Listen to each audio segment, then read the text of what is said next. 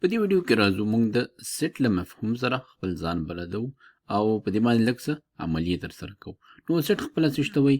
د مختلفو عناصرو د مختلفو شیانو مجموعې ته موږ سیټ وایو. د بېلګې په ډول که چیرې موږ یو دانه سیټ د ایکس په نوم ولرو، نو زه به راشم دې کې به یو څه عددونه ولیکم. که څه هم سیټ کې هر څه راتلی شي، انسانان پکې راتلی شي، حیوانات پکې راتلی شي، موټرې پکې راتلی شي، هر څه پکې راتلی شي، خو د عددونو کار لږ څه اسانه وي. نو زه به راشم دې کې به لږ څه مختلف عددونه ولیکم. نو لیکم پکې 3 12 15 او 14. دا موږ سره سیټ شو.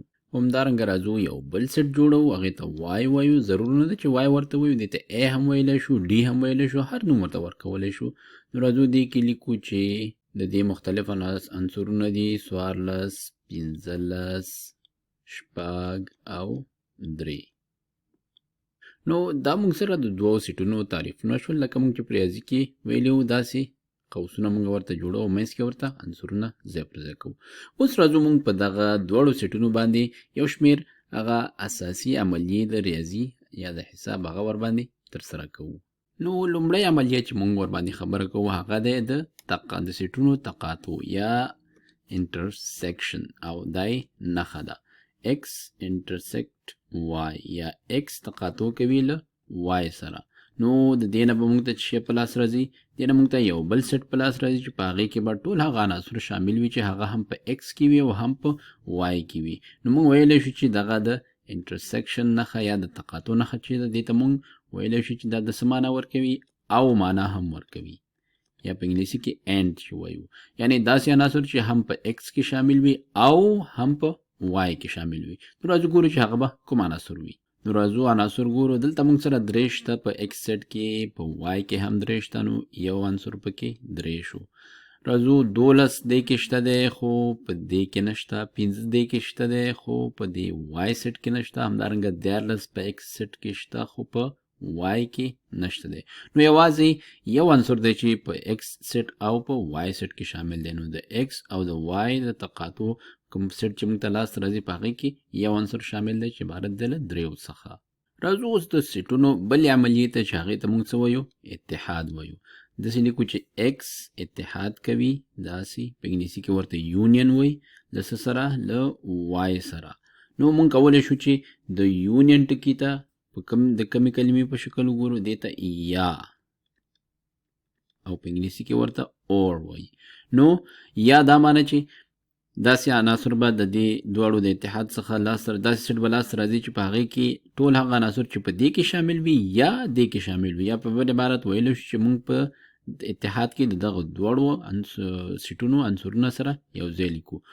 خو یوه خبره ده چې دې کې موږ ټول سیټ موږ ویلو چې د مختلفو عناصرو د مجموعې څخه عبارت دی. نو کله چې دا موږ سره د دې اتحاد لاس راوړو، دلته 3 موږ سره دې کې هم شته، دې کې هم شته، موږ باید دا یو ځلې واچو، ځکه چې 2 ځلې راوړل څه معنا نه ورکوي. دې کې موږ صرف مختلف عناصر سیټ کې مختلف عناصر شامل وي، نو یو عنصر پکې 2 ځلې نشي شامل کېدی. نو راځو دلته لیکو چې دا د دې عناصر مساوي دي. راځو عنصرونو ته نو 3 لیکو پکې، بیا راځو 12 یا دې کې شته یا دې کې، دواړو کې یو کې خامخا شته دی، نو 12. بیا ورپسې راځو 15 هم په یو کې شته دی، 14 هم شته دی. نو دلته بله خبره ده چې د عددونو ترتیب مهم نه دی، یوازې د عناصرو شاملول مهم دي. همدارنګه 14 راځو دې کې شته، دې کې نشته خو دې کې شته دی، دا هم پکې لیکو 14. بیا پسې 15 دی، بیا پسې 6 دی، او دا 3 چې دی دا خو تیار موږ یو ځلې لیکلی و. نو دا شو د x اتحاد له y سیټ سره. همدارنګه د سیټونو د ښودلو لپاره یا د دوی د تقاطع یا د دوی د اتحاد یا د دوی نورو عملیو ښودلو لپاره یوه بله طریقه چې ده هغې ته موږ وایو د وین ډیاګرام. نو راځو دلته موږ یو مستطیل جوړو، داسې فرضوو چې دا د دې ټولو عددونو څه شی دی؟ سیټ دی. او په دې کې راځو اوس موږ د x سیټ جوړو. دا یو x سیټ چې جوړو نو په دې کې به جوړ کو دې شکل کې، دا د x سیټ شو. دلته موږ لیکو چې دې کې کم کم عناصر شامل دي. دې کې موږ سره 3 شته دی، دې کې موږ سره 3 دي، همدارنګه 12 دي پکې، 15 دي او 14 دي. او بیا راځو موږ دې کې د y سیټ جوړو. نو y سیټ جوړول دپاره به راشو دلته، دا شو د y سیټ او دلته پام وکړئ چې دا موږ سره 13 بیر جوړ کړل او دا ځکه چې دلته 3 په دواړو کې شامل دي نو هم په دې کې راځي او هم په دې سیټ کې راځي. په وای کې نور عناصر څه دي؟ 14 دی، 15 دی او 6 دی. نو کله چې موږ د x او y د تقاطع خبره کوو نو دا به هغه ځای ښیو چې د دې دواړو عناصر کې مشترک وي، کوم چې دا یو ځای دی. نو دې ته موږ څه وایو؟ دې برخې ته موږ وایو دا برخه ده x تقاطع د y سره، او بیا د x او y اتحاد چې پکې ښیو هغه بیا دغه د دواړو سیټونو مجموعه ده. نو موږ وایو چې دې کې ټول د عناصر شامل دي چې کوم دلته موږ سره په دې دواړو سیټونو کې شته دی. راځو یو بل مثال کې حلو ترڅو موږ دا یقیني کړو چې موږ په اتحاد او تقاطع باندې صحیح پوه شوي یو. خو فرض وکړو چې موږ سره دلته A سیټ دی، کوم کې چې کوم عناصر دي 11 4 12 او 9 او همدارنګه یو بل سیټ را سره دی چې د B سیټ په نامه یادو او په هغې کې عناصر دي 14 4 او 12 بیا 10 او بیا 3. را به شو لومړی د A سیټ تقاطع د B سیټ سره لاس ته راوړو، ګورو چې دی نه کم سیټ مونږ ته لاس ته راځي. نو پوهیږو چې په تقاطع کې هغه عناصر اخلو چې دواړو سیټونو کې شامل وي. را به شو 11 ګورو دې کې شته دی، دې کې نشته دی، نو 11 پکې نه راځي. 4 راځو په A سیټ کې شته، 4 په B سیټ کې هم شته، نو یو عنصر پکې دا شو د دواړو د تقاطع. همدارنګه 12 راځو دلته هم شته او دلته هم شته، دا هم لیکو ورته.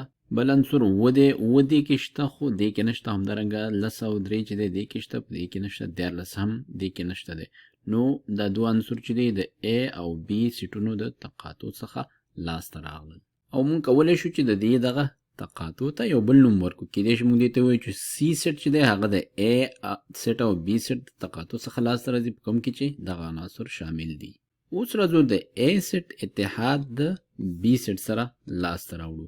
نو لیکو چې A یونین دې ته یونین انګلیسي کې وایي، B مساوي کېږي دې کې به کوم عناصر شامل وي؟ پوهېږو چې دا ټول هغه عناصر دي چې یا په A کې وي او یا په B کې وي. لومړی به راشو د A ټول عناصر ورته لیکو 11 4 12 9 او بیا راځو د B ټول هغه عناصر چې په A کې نه وي شامل. نو لیکو چې 14 4 او 12 خو مخکې نه دلته موجود و، دا هم پکې لیکلي دي. بیا به ولیکو 10 او بیا لیکو 3 او په دې کې لیکلو کې ترتیب مهم نه دی، یوازې دا چې عنصر دلته شامل شي همدا ورته سمه راځي. نو د A اتحاد له B سره دا سیټ موږ ته په لاس راغی، دې ته موږ وایو اتحاد.